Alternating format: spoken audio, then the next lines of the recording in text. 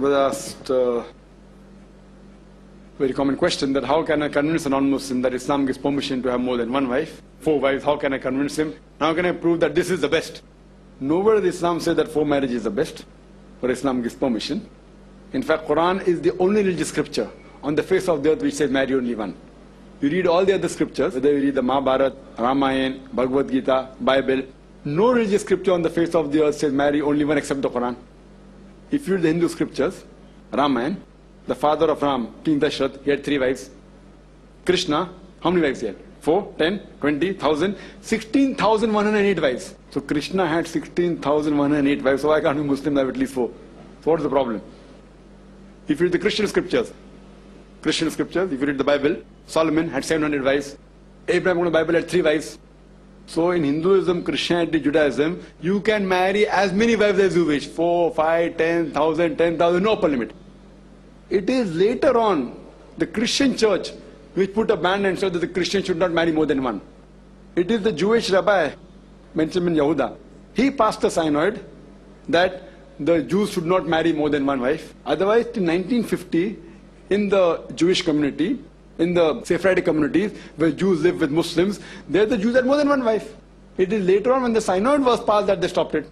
Even Hindus, according to the scriptures, they can marry as many as they wish. It is the Indian Penal Code in 1954 which passed a law called Hindu Marriage Act that a Hindu cannot marry more than one wife. It is the Indian government, but the Hindu scriptures give you permission you can marry as many as you wish. And if you read the census of the status of women in Islam, on page number 66 and 67 it says that the polygamous marriages, that in a span of 10 years between 1951 to 1961, the Muslims had 4.31.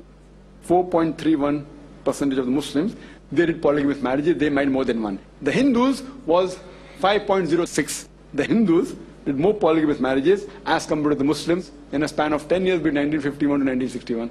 So if you read the Quran, as I mentioned, Quran is the only religious book which says marry only one. If you read the Quran in Surah Nisa, chapter number 4, verse number 3, it says, marry women of a choice in 2s, 3s or 4s, but if you can't do justice, marry only one. So this statement, marry only one, is only given in the Quran and no other religious scripture. But the Quran also says in Surah Nisa, chapter 4, verse 129, that it is difficult to do justice between your wives, but don't turn away from them altogether. So you can marry more than one wife on the condition that you can do justice between them. So marrying more than one wife is not fard in Islam. It is optional. It's not compulsory. It's optional. If you marry, no problem. But if you marry, you should do justice. Now let us analyze the various logical and scientific reasons that why Islam gives permission for certain men to have more than one wife. If you analyze, by nature, male and female are born in equal proportion. But if you ask any pediatrician, any doctor, who is a children's doctor, he will tell you that there are more deaths among the male children as compared to female children, because the female child can fight the germs and diseases much better than the male child. So in the pediatric age itself, there are more females as compared to males. As life goes on, there are more male dying as compared to females, due to cigarette smoking, due to alcoholism, due to war.